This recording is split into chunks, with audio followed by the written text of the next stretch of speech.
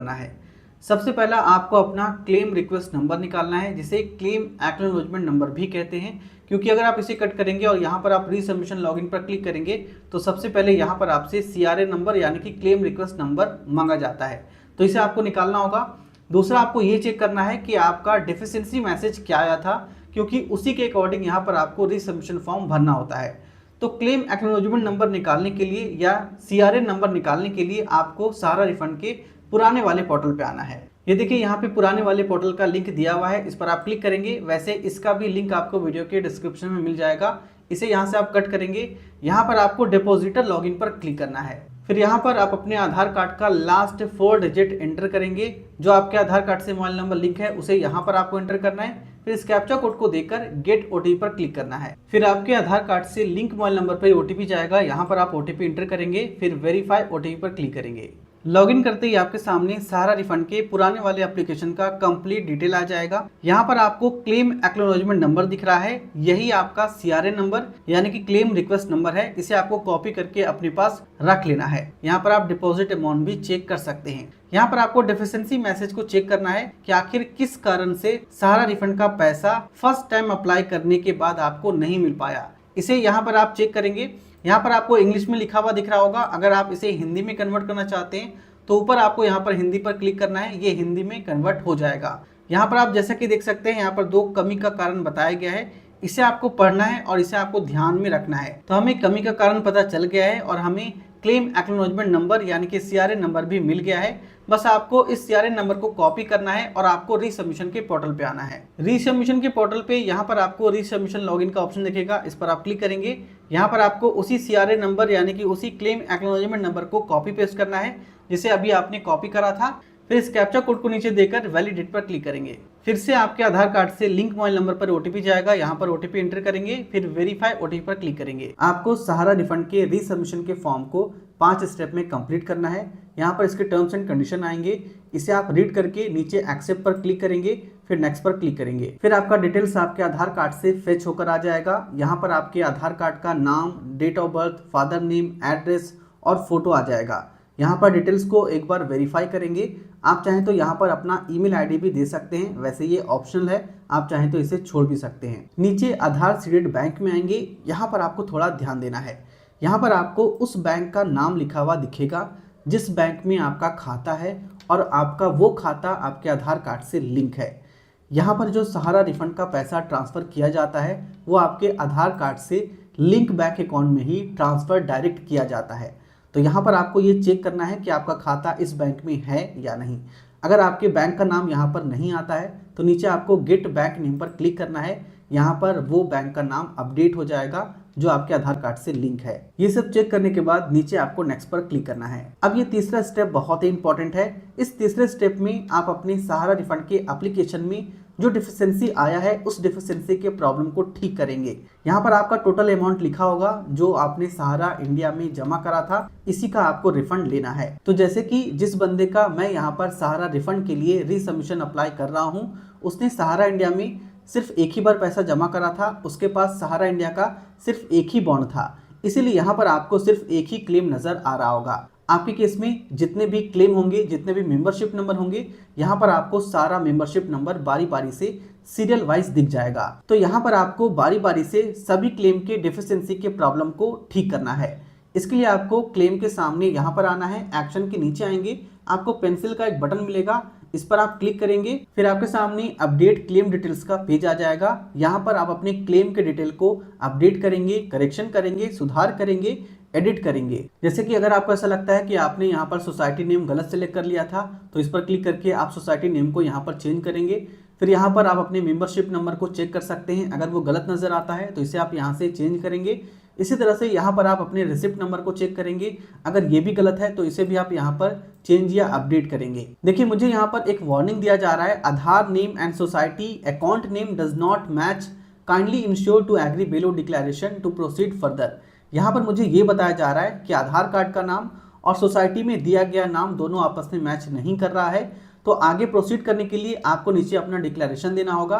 तो हमें इस डिक्लेरेशन को यहाँ पर चेक करना है। चेक करते ही यहाँ पर सारा ऑप्शन खुल गया है।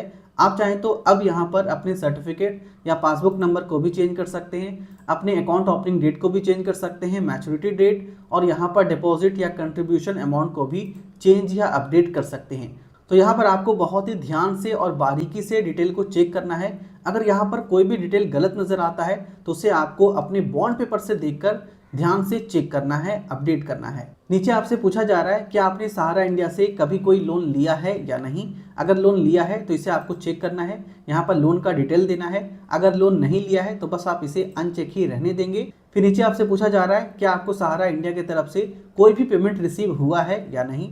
अगर रिसीव हुआ है तो यहाँ पर आप इसे चेक करेंगे, यहाँ पर आप उस पेमेंट को लिखेंगे। अगर कोई भी पेमेंट आपको सहारा इंडिया की तरफ से नहीं मिला है तो इसे आपको अनचेक रहने देना है। फिर नीचे आपको अपने डिपॉजिट सर्टिफिकेट या पासबुक को अपलोड करना है। ध्यान रखें कि यहाँ पर आप अपने बॉन्ड पेपर को बिल्कुल क्लियर अपलोड करेंगे। आप चाहें तो PNG, JPG या PDF में अपलोड कर सकते हैं और आपका डॉक्यूमेंट 1 MB से ज़्यादा नहीं होना चाहिए। इस बात का ध्यान रखें, अगर आप यहाँ पर सहारा इंडिया का पासबुक अपलोड कर रहे हैं तो आपको सहारा इंडिया के पासबुक के फर्स्ट पेज को और लास्ट पेज को स्कैन करके दोनों आपस में मर्ज करके उसे यहाँ पर आपको चूज फाइल पर क्लिक करके अपलोड करना है। इस पर आप क्लिक करेंगे और जहां पर आपने डॉक्यूमेंट को सेव करके रखा है, जहां पर आपने सहारा इंडिया के बॉन्ड पेपर को या पासबुक को स्कैन करके रखा है, उसे आप यहां पर सिलेक्ट करेंगे। तो देखिए हमने यहां पर क्लेम डिटेल को अपडेट और करेक्शन कर दिया है और यहां पर हमने बॉन्ड पेपर को अपलोड भी कर दिया है। इसी तरह से आपको भी करना है और नीचे आपको रिव्यू एंड रीसबमिट पर क्लिक करना है। तो यहाँ पर हमने एक क्लेम के डिफिशिएंसी के प्रॉब्लम को ठीक कर दिया है। यहाँ पर स्टेटस में आप अपडेटेड का स्टेटस देख सकते हैं। इसी तरह से यहाँ पर आपके जितने भी क्लेम हैं सबको आपको इसी तरह से एक्शन के नीचे इस पेंसिल के आइकन पर क्लिक करके उसे अपडेट और करेक्शन करना है और नीचे आपको अपलोड डॉक्यूमेंट का ऑप्शन दिखेगा, इस पर आपको क्लिक करना है। तो अब हमें यहाँ पर डॉक्यूमेंट अपलोड करना है। यहाँ पर आप देख सकते हैं लिखा हुआ है Aadhaar name mismatch with society record. आपका नाम सोसाइटी रिकॉर्ड से मैच नहीं कर रहा है। इसके लिए यहाँ पर आपको 2 डॉक्यूमेंट अपलोड करना होगा, एक ID प्रूफ, दूसरा एफिडेविट। ID प्रूफ में आप चाहें तो इनमें से कोई भी एक डॉक्यूमेंट अपलोड कर सकते हैं, जैसे कि passport, PAN card, bank passbook, driving licence, voter card, NREGA job card, government PSU employee photo ID card या कास्ट सर्टिफिकेट अपलोड कर सकते हैं। तो इसमें से आपको कोई भी एक डॉक्यूमेंट सेलेक्ट करना है और उसे यहाँ पर आपको अपलोड करना है। तो ID प्रूफ अपलोड करने से पहले यहाँ पर आपको एक और काम करना है, वो है एफिडेविट। यहाँ पर आपको एक एफिडेविट भी अपलोड करना होगा। तो यहाँ पर आपको डाउनलोड ब्लैंक एफिडेविट फॉर्म का एक ऑप्शन मिलेगा, इस पर आप क्लिक करेंगे। आप चाहें तो एफिडेविट फॉर्म को इंग्लिश में या हिंदी में डाउनलोड कर सकते हैं। तो चलिए हम इंग्लिश में डाउनलोड कर लेते हैं। ये देखिए इंग्लिश में डाउनलोड हो चुका है। चलिए हम हिंदी में भी डाउनलोड कर लेते हैं आपको दिखाने के लिए। तो ये है ब्लैंक एफिडेविट फॉर्म, इसे हिंदी में शपथ पत्र भी कहा जाता है। इस ब्लैंक एफिडेविट फॉर्म का डायरेक्ट डाउनलोड लिंक आपको वीडियो के डिस्क्रिप्शन में मिल जाएगा। आप चाहें तो इसे डायरेक्ट डाउनलोड करके इसे पहले ही आप तैयार करके रख सकते हैं। आपको इस एफिडेविट फॉर्म को प्रिंट आउट करके पहले बाहर निकाल लेना है, उसके बाद इसे आपको पेन से भरना है। सबसे पहले यहाँ पर आपको अपना एक रिसेंट पासपोर्ट साइज फोटो चिपकाना है, वो कलर में होना चाहिए। और यहाँ पर आपको अपना वही नाम लिखना है जैसा नाम आधार कार्ड पर लिखा हुआ है। फिर यहाँ पर आप फादर नेम लिखेंगे, यहाँ पर आपको डेट ऑफ बर्थ देना है, यहाँ पर आप वो एड्रेस लिखेंगे जैसा एड्रेस आपके आधार कार्ड पर लिखा है। सेम इसी एड्रेस को यहाँ पर आपको दोबारा लिखना है। यहाँ पर आपको वो नाम लिखना है जो नाम आपके आधार कार्ड पर लिखा है।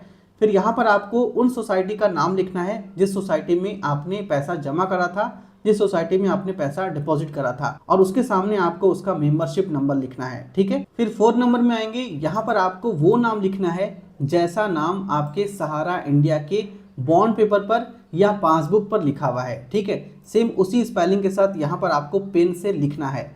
फिर नीचे आएंगे, यहाँ पर आपको सिग्नेचर करना है। यहाँ पर एप्लीकेंट का सिग्नेचर रहेगा जिसके नाम से सहारा इंडिया में खाता था। उसके बाद यहाँ पर दोबारा सिग्नेचर रहेगा, 2 सिग्नेचर यहाँ पे करना है। फिर यहाँ पर अपने गांव या शहर का नाम लिखेंगे, फिर आज का डेट देंगे। फिर नीचे आएंगे, इस वाले सेक्शन को आपको खुद से नहीं भरना है, इसे आपको नोटरी से भरवाना है। अब ये नोटरी कहाँ मिलेगा? नोटरी आपको आपके नज़दीकी कचहरी के पास मिल जाएगा। वो आपसे 50 से 100 रुपये लेगा और आपका ये काम कर देगा। आप चाहें तो इस वाले काम को किसी भी वकील से भी करवा सकते हैं। यहाँ पर नोटरी अपना मुहर मारेगा, अपना सिग्नेचर करेगा, अपना नाम लिखेगा, अपना रजिस्ट्रेशन ID देगा, अपना एड्रेस देगा। इतना करने के बाद आपका ये एफिडेविट फॉर्म रेडी हो जाएगा। इसे आपको स्कैन करके अपने मोबाइल या कंप्यूटर में सेव करके रख लेना है और उसे यहाँ पर आपको अपलोड करना है। तो देखिए मैंने एफिडेविट फॉर्म रेडी कर लिया है और इसे मैंने स्कैन करके कंप्यूटर में सेव भी कर लिया है। इसी तरह से आपको एफिडेविट फॉर्म को रेडी कर लेना है। नीचे आप देख सकते हैं मैंने नोटरी से मोहर भी लगवा लिया है और मैंने एक आईडी प्रूफ को भी स्कैन करके कंप्यूटर में सेव कर लिया है। अब हमें यहाँ पर इन दोनों डॉक्यूमेंट को अपलोड करना है। इसके लिए आपको फिर से अपलोड वाले पेज पर आना है। अगर आपका ये पेज लॉग आउट हो गया था तो आप फिर से यहाँ पर लॉग इन करेंगे और इस वाले पेज पर आएंगे। तो सबसे पहले हमें यहाँ पर आईडी प्रूफ को अपलोड करना है। यहाँ पर हम आईडी डॉक्यूमेंट को सिलेक्ट करेंगे। तो मैं यहाँ पर पासपोर्ट का फोटोकॉपी अपलोड करने वाला हूँ, तो हम इसे सिलेक्ट करेंगे। यहाँ पर आपको नेम एज पर आईडी देना है, यानी कि जैसा नाम आपके आईडी